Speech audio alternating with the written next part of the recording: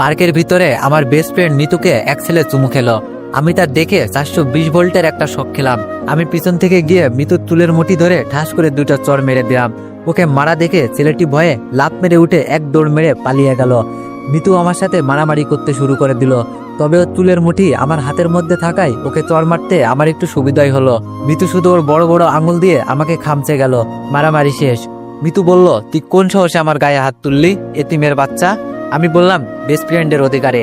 মিতু বলল, নিকুচি করেছে তোর ফ্রেন্ডশিপের। দাঁড়া, আমি এখনই আমার ভাইকে ফোন করে সব বলছি। আমার গায়ে হাত তুলিস, তোকে আমি জেলের ভাত খাইয়ে ছাড়বো। আমি বললাম, যে এতিম তার আবার কিসের জেলের ভয়? বাইরে থাকলে তো 2 মুঠো খাবারের জন্য কত কষ্ট করতে হয়, তার থেকে জেলে গেলেই ভালো হবে, অন্তত খাবারটা পাওয়া যাবে। মিতু বলল, তুই আমার গায়ে হাত তুললি কেন?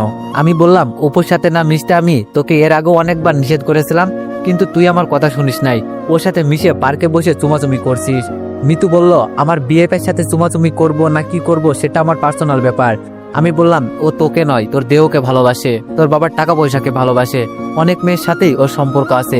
মিতু আমার গালে চর মেরে বলল, ওর নামে আর একটা বাজে কথাও বলবি না। তোর মতো 10টা ছেলে ওর বাসার চাকর, এতিমের বাচ্চা, তোকে আমি মাথায় তুলে ফেলেছি, তাই আজ তোর এত বড় সাহস এসেছে আমাকে মারার, নির্লজ্জ বেহায়া কোথাকার। আমি বললাম, যত ইচ্ছে গালি দে, আর শোন, আমি তোকে শুধু বেস্ট ফ্রেন্ড না, ভালোবাসি। মিতু আমার গালে আবারও চর মেরে দিয়ে বলল, এই নে তোর ভালোবাসার উপহার। আমি গালে হাত দিয়ে দাঁড়িয়ে থাকলাম। মিতু আবারও আমার চর মেরে চলে গেল। আমি জানি মিতু আমার উপর রাগ করে এইসব বলেছে। ও কখনো ওর ভাইকে ফোন করে এইসব বলবে না, কেননা এর আগেও অনেকবার ওর সাথে আমার মারামারি হয়েছে। আর ওর ভাই সব জেনেও আমাকে কিছু বলবে না, কেননা ওর ভাইয়ের জীবন বাঁচাতে গিয়েই আমার আপু আজ হাসপাতালে কোমায় পড়ে আছেন। চলুন তাহলে আপনাদের সবকিছু খুলে বলা যাক। মিতু যে আমাকে এতিম বলল, আসলে আমি এতিম নয়। এই শহরে একজন নামকরা ধনীর ছেলে আমি, কিন্তু আজ আমার আব্বু থেকেও নেই। আমি যখন পেটে ছিলাম আর আমার আপুর বয়স যখন 5 বছর, তখন আমার আব্বু আমার আম্মুকে তালাক দিয়ে এক ধনী মেয়েকে বিয়ে করে নেন। এরপর একদিন আম্মু আমাকে জন্ম দিয়েই চলে যান না ফেরার দেশে। আমাকে কোলে করে নিয়েই আমার আপু মানুষের দ্বারে দ্বারে ভিক্ষা করে বেরিয়েছে। আমার বয়স যখন 5 বছর, তখন আমার আপু মানুষের বাসায় কাজ করে এনে আমাকে খাইয়েছেন।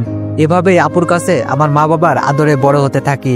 আমি যখন 9-এ উঠলাম, তখন আমার আপু মানুষের বাসায় কাজ করা ছেড়ে দিয়ে গার্মেন্টসে চাকরি নিল, কেননা আমার আপু ছিল অনেক সুন্দরী। বাসায় কাজ করতে গেলে অনেকে খারাপ নজর দিত।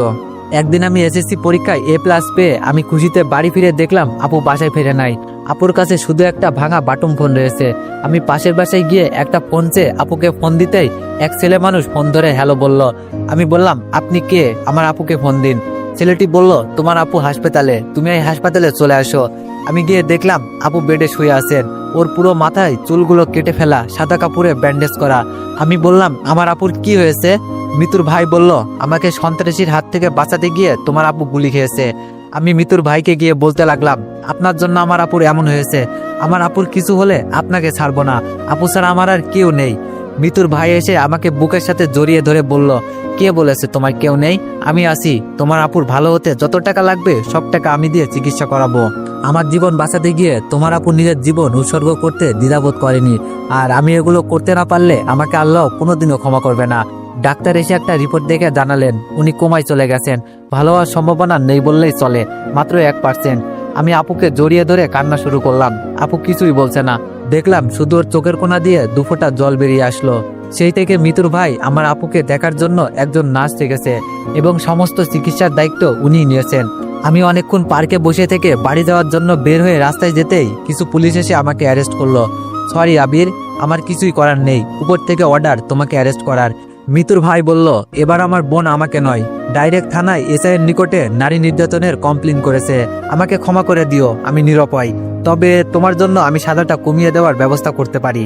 আমি সব বুঝতে পেরে আমার 2 হাত সামনে বাড়িয়ে দিলাম। মিতুর ভাই আমাকে হ্যান্ডকাপ না পরিয়ে বলল, তার দরকার নেই, তুমি এমনিতেই চলো। আমি জিপে বসে ভাবছি, কতদিন মিতু আমাকে চর মেরেছে বিনা দোষে বিনা কারণে। কই, আমি তো কারো কাছে কমপ্লেন করে নাই, আর আজও আমার বিরুদ্ধে কমপ্লেন করে আমাকে পুলিশে ধরিয়ে দিল। আমাকে জেলের ভিতর ঢুকিয়ে দিয়ে মিতুর ভাই বলল, তোমার যখন যা দরকার হবে আমাকে বলো, আমি সব ব্যবস্থা করে দিব, আর তোমার নিম্ন শ্রেণী 1 মাস জেল খাটতেই হবে। আমি কিছু না বলে মিতুর ভাইকে বললাম, আপনি শুধু আমার আপুকে দেখে রাখবেন প্লিজ, আর আমার তো সামনে এইচএসসি পরীক্ষা, জেলের ভিতরেই যদি আমার পড়াশোনার ব্যবস্থা করে দিতেন। মিতুর ভাই বলল, আচ্ছা সব করে দিব। বলেই মিতুর ভাই ওনার চেয়ারে গিয়ে বসলো। আমার জেলে থাকতে কোনো সমস্যা হলো না। প্রতিদিন ক্যালেন্ডারে তারিখ গুনতাম, কবে 1 মাস হবে জেল থেকে বেরিয়ে আপুকে দেখব। এভাবে 1টি মাস পার হয়ে গেল।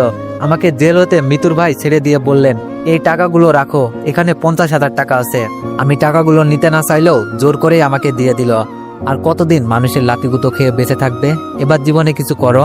আমি বললাম, অবশ্যই কিছু করব, তবে আমার পরীক্ষাটা আগে হয়ে যাক। বের হয়ে আসছি আর ভাবছি, টাকাগুলো যদিও ব্যবসা করার জন্য সামান্য, তবুও আমার মতো এতিমের কাছে এই টাকাগুলো অনেক। এই টাকাগুলো দিয়ে আমি আমার ভাগ্যটা লিখবো। আপু সুস্থ হলে ভালো একটা ঘরে ওর বিয়ে দিব, আর আমার বেঈমান বাবাকে সব বুঝিয়ে দিব। কিছুদিন পর আমার এইচএসসি পরীক্ষা শুরু হয়ে গেল।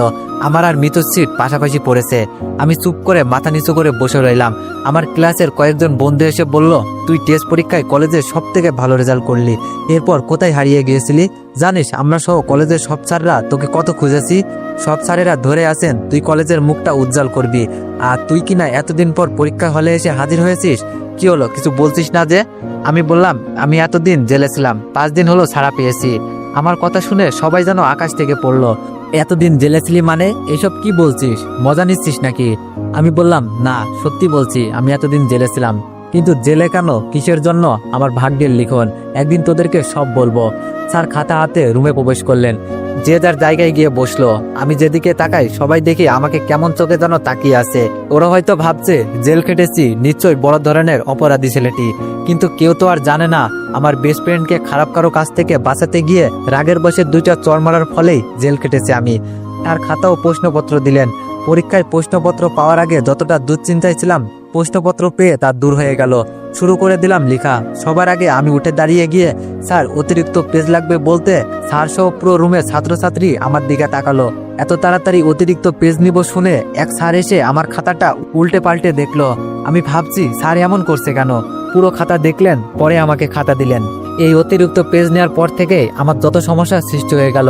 স্যার তো নকল করছি ভেবে পাশে এসে পুরো 5 মিনিট দাঁড়িয়ে থেকে লেখা দেখলেন, আবার হঠাৎ ঘাড়ে হাত রাখলেন। আমি তো ভয় পেয়ে গিয়ে স্যারের দিকে তাকাতেই উনি বললেন, গুড, ক্যারি অন। স্যার চলে গেলেন। তারপরই পরপরই 3বার পেছন থেকে কেউ কলমের নিব দিয়ে পিঠে খোঁচা মারলো। আমি হালকা ঘাড় ঘুরিয়ে তাকাতেই মিতু বলল, 2-এর ক নম্বর প্রশ্নের উত্তরটা কি হবে এতিমের বাচ্চা? ঘাড় ঘুরিয়ে নিয়ে আবার লিখতে শুরু করলাম। একটু পর ও আবার আমাকে খোঁচা মারলো। 5-এর ক্ষয়ের উত্তরটা কি হবে বলা যাবে এতিমের বাচ্চা? এভাবে প্রায় প্রতিটা পরীক্ষায় মিতু আমাকে ডিস্টার্ব করতো। আমি শুধু একটা কথাই ও উত্তর দিতাম, এতিমের বাচ্চা। শেষ পরীক্ষার দিনে সব বন্ধুরা এসে বলল, চল সবাই আজকে পরীক্ষা শেষে ঘুরতে যাব।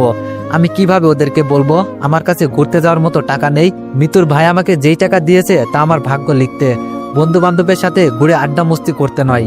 ওরা কথাগুলো বলে যে যার জায়গায় গিয়ে বসলো। আমি পকেটে হাত দিয়ে দেখলাম মাত্র 20 টাকা রয়েছে। 20 টাকা গাড়ি ভাড়া দিয়ে 10 টাকা গাড়ি ভাড়া রাস্তা হেঁটে বাড়ি যাব বলে 20 টাকা নিয়ে এসেছিলাম। পরীক্ষা শেষে সবাই এসে ধরলো, চল তোকেও যেতে হবে। আমি বললাম, না আমার কাজ আছে, তোরা যা। ওরা সবাই চলে গেল। আমারও ইচ্ছা হচ্ছিল ওদের সাথে যাই, কিন্তু সেটা তো আর আমার ভাগ্যে নেই। মন খারাপ করে বাসায় গেলাম। হঠাৎ বালিশের নিচে আপুর ভাঙা বাটন ফোনটি ধরতেই আমার মন খারাপ মুহূর্তের মধ্যেই ভালো হয়ে গেল। মনে হচ্ছে আজ আমি পৃথিবীর সবচাইতে খুশি। মিতুর ভাই মাসুদ বলল, হ্যালো আবির, তুমি কোথায়? আমি বললাম, বাসায় ভাইয়া। মিতুর ভাই বলল, তাড়াতাড়ি হাসপাতালে চলে এসো, তোমার আপু কোমাই থেকে বের হয়ে এসেছেন। এইমাত্র হাসপাতালের নার্স ফোন করে জানালেন আমায়। আমি যাচ্ছি, তুমি চলে এসো। মাসুদ ভাইয়ার কথা শুনে আমার খুশিতেই চোখে পানি চলে আসলো। দৌড়ে গিয়ে দেখি মাসুদ ভাইয়া আপুর পাশে বসে আছেন। আমি গিয়ে আপুর দিকে চেয়ে থাকলাম। আপুর চোখ বেয়ে জল পড়ছে, সাথে আমারও। ডাক্তার এসে জানালেন, আপনার ভাগ্য অনেক ভালো, আপনার ভালো হওয়ার কোনো সম্ভাবনাই ছিল না, কিন্তু আল্লাহ পাকের দোয়ায় আর এই মানুষটার জন্য আজ আবার আপনি সুস্থ জীবনে ফিরে আসলেন। মাসুদ ভাই বলল, আচ্ছা আমি আসি তাহলে। আপু বলল, মাসুদ ভাইয়া চলে যাবে কি? আপু আমাকে ওনাকে ডাকতে বললেন। আমি ডাকতে মাসুদ ভাইয়া আবার আসলো। আপু ওনার এক হাত ধরে কান্না ভেজা কণ্ঠে বললেন, আপনার এই ঋণ আমি কোনোদিনও শোধ করতে পারবো না। মাসুদ ভাই বলল, এভাবে বলছো কেন? আমার জন্যই তোমার এই অবস্থায় পড়তে হয়েছিল। নিজের জীবন হতে কয়েকটা বছর হারিয়ে ফেলেছো, আমি ঋণী তোমার কাছে। মাসুদ ভাই বলল, চলো আমার গাড়িতে করে তোমাদের বাসা অব্দি এগিয়ে দিয়ে আসি। আপুকে নিয়ে আমি পিছনে বসে আছি আর ভাবছি, মাসুদ ভাই সত্যি মানুষ নয়, ফেরেশতা। এমন একটা মানুষের হাতেই যদি আমার আপুটাকে তুলে দিতে পারতাম, তাহলে ভাই হিসাবে আমার আপুটাকে শ্রেষ্ঠ উপহার দেওয়া হতো আমার। বস্তির এক নোংরা জায়গায় গাড়ি থামাতে বলাই মাসুদ ভাইয়া অবাক হয়ে বললেন, এখানে গাড়ি থামাতে বললেন যে? আমি বললাম, আমরা এই বস্তিতেই থাকি, একটু ভিতরেই আমাদের বাসা, আর বাসা অব্দি আপনার গাড়ি যাবে না। গাড়ি থেকে নেমে আমরা চলে আসতেই উনি আমাদের ডেকে বললেন, কোনো সমস্যা বা প্রয়োজন হলে জানাইও, ইনশাল্লাহ নিজের সর্বোচ্চ দিয়ে তোমাদের পাশে থাকবো। আপু মাথা নাড়ালো, উনি চলে গেলেন। আমি আর আপু আমাদের বাড়িতে চলে আসলাম। কয়েকদিন পর আপু আর আমি বসে থেকে প্ল্যান করছি কিভাবে আমাদের এই পরিস্থিতিটা বদলানো যায়। আপু বলল, আমরা আগে যেখানে থাকতাম ওখানে বাড়ি ভিটেটা বিক্রি করে দিই, যা হবে আর তোর কাছে যা আছে তা দিয়ে আমরা টাকাগুলো কাজে লাগিয়ে দিই ভাই। আমি বললাম, আপু ওই জমিটা বিক্রি করে সর্বোচ্চ 30,000 টাকা পাওয়া যাবে, এই দিয়ে কিভাবে কি করব আমরা? আপু বলল, ভাই আমরা ওই 30,000 টাকা আর তোর কাছে 50,000 দিয়ে আমরা একদিন ভাগ্যটা এমনভাবে লিখবো যা হয়তো কেউ কখনো স্বপ্নই ভাবতে পারবে না। আমি বললাম, কি করব আমরা? আপু বলল, দীর্ঘদিন আমার গার্মেন্টসে কাজ করার অভিজ্ঞতা আর আমার সাথে কাজ করা কিছু চেনা জানা মানুষ নিয়ে ছোট্ট একটা ওয়ার্কশপ নিয়ে আমরা আমাদের যাত্রাটা শুরু করব ভাই। আপু কি করতে চাইছে আমার মাথায় ঢুকলো না। আমি বললাম, আপু কিছু বুঝলাম না। আপু বলল, আমরা প্রথমে পুরনো কয়েকটি সেলাই মেশিন কিনবো, তারপর কিছু গার্মেন্টস কর্মীদের পার্ট টাইম এখানে কাজ করার জন্য সংগ্রহ করব। এরপর আমরা ছোটখাটো কাজ ধরবো এবং খুব সূক্ষ্মভাবে কাজ করব। আমি বললাম, আপু তাহলে মাসুদ ভাইয়াকে আমাদের জানানো উচিত, ওনার থেকে কিছু পরামর্শ নেওয়া উচিত। এমনিতে আপু আসার পর থেকে আমি যখন মাসুদ ভাইয়ার সাথে কথা বলতাম তখন আপু শুধু ওনার কথাই বলতো, উনি কেমন আছে জানতে চাইতো। আজ আবার ওনার কথা বলাতে আপু অনেক খুশি হয়ে গেল। আপু বলল, আচ্ছা তুই ফোন করে ওনাকে বল আমরা গিয়ে এক জায়গায় বসি। আমি ফোন দিলাম মাসুদ ভাইয়াকে, উনি আমাদের এক রেস্টুরেন্টে যাওয়ার কথা বললেন। আপু দেখছি সেই সাজুগুজু করেছে। আমার কিছুটা শখ হলো, আপু আগে থেকেই মাসুদ ভাইয়ের সাথে পরিচয় নেই তো, ওনাদের মাঝে কোনো সম্পর্ক আছে মনে করে আমার শখ হলো। আপুকে গিয়ে বললাম, আপু এত সাজুগুজু ব্যাপার কি? আপু বলল, ওনার সামনে আমরা যাব, একটু তো সাজুগুজু করতেই হবে। আমি বললাম, আপু উনি যদি তোমার প্রেমে পড়ে যায়? আপু বলল, চুপ, তুই অনেক দুষ্টু হয়ে গেছিস, চল এখন। আমি বললাম, আপু তোমাদের মাঝে গিয়ে আমি কি করব? তুই একাই যা। আপু বলল, দিব একটা চর, চল বলছি। আপু আমার হাত ধরে নিয়ে গেল। রেস্টুরেন্টে বসে আমি ওদের দুইজনের মাঝে বাধা হয়ে বসে থাকলাম। মাসুদ ভাইয়ার দৃষ্টি বলছে আমি যেন উঠে যাই, ওনার শুভ দৃষ্টিতে আমি যেন বাধা হয়ে আসি। আমি একটা বাহানা দিয়ে উঠে যেতে আপু আমার হাত চেপে ধরলো আর ছাড়লই না। মাসুদ ভাইয়ার সাথে সব কথা শেষ। উনি আমাদের পুরনো সেলাই মেশিন কিনে কাজটা তাড়াতাড়ি শুরু করতে বললেন। উনি হঠাৎ একটা কার্ড বের করে দিয়ে বললেন, মিতুর বিয়েতে তোমরা দুইজন অবশ্যই আসবা কিন্তু, এই নাও কার্ড। কার্ড খুলে দেখলাম মিতুর বিয়ে অপুর সাথে। আমি পুরোই শক খেয়ে গেলাম, এমন বাজে ছেলের সাথে মাসুদ ভাইয়া মিতুর বিয়ে কেন দিচ্ছে? আপু ছিল তাই মুখ ফুটে কিছু বলতে পারলাম না। বাসায় এসে কেমন যেন আমার মনটা ছটফট করছে। একসময় যখন এতিম বলে কেউ আমার সাথে মিশতো না, তখন মিতুই আমার সাথে মিশেছে, বন্ধুত্বের হাতটা বাড়িয়ে দিয়েছে। আর আজ মিতু তার জীবনটা একটা মানুষরূপী অমানুষের হাতে তুলে দিতে বসেছে। ওর বেস্ট ফ্রেন্ড হিসাবে আমার কি কিছুই করার নেই? অবশ্যই আছে, ওর চোখ থেকে অন্ধকারের পটিটা তুলে ফেলতে হবে। যে করি হোক এই বিয়েটা ভাঙতেই হবে। মাসুদ ভাইয়াকে ফোন দিলাম, উনি ফোন ধরলেন না। আমি ওনার থানায় গিয়ে সব বলে দিলাম এবং সত্যি কিনা তার প্রমাণ দিয়ে অপুর সাথে সম্পর্ক করা সব মেয়েদের সাথে ওনার কথা বলিয়ে দিলাম। বাসায় চলে আসছি আর ভাবছি, তুই আমার বেস্টু আর এমন লুচ্চারে বিয়া করবি তা তো হবে না। দিছি ঠিক মতো বোম লাগাইয়া, এখন কেমন ফাটে তা দেখার বিষয়। বাসায় গেলাম একটু পর, আপু বলল তোর ফোন। আমি বললাম, কে আপু? আপু বলল, কি জানি একটা মেয়ে ফোন দিয়েছে, তোকে ছাড়া নাকি কারোর সাথে কথা বলবে না। ফোন ধরতেই এলো পাতারি গাল শুরু করে দিল, তোকে জেলের ভাত খাইয়েও কি শিক্ষা হয়নি? আবারও আমাদের পেছনে লেগেছি। তোর জন্য ভাইয়া অপুর সাথে আমার বিয়েটা ক্যান্সেল করেছে আর অপুকে জেলে পুরে দিবে বলেছে। অপু যদি কিছু হয়। আমি আস্তে করে ফোনটা কেটে দিয়ে বলছি, তাইরে নাইরে নাইরে। অমনি আপু আমার কানের উপরে চিমটা টেনে ধরে বলল, রেস্টুরেন্টে এমন কেন করছিলি আমার মিষ্টি ভাই? আমি বললাম, আপু আস্তে লাগছে তো। তো এভরিওয়ান, এই গল্পটি অনেক বেশি ইন্টারেস্টিং হতে চলেছে। তো তোমাদের গল্পটি আশা করি অনেক ভালো লাগবে। যদি গল্পটি ভালো লেগে থাকে তাহলে সবাই একটু বেশি বেশি কমেন্ট করে জানাইও। ধন্যবাদ।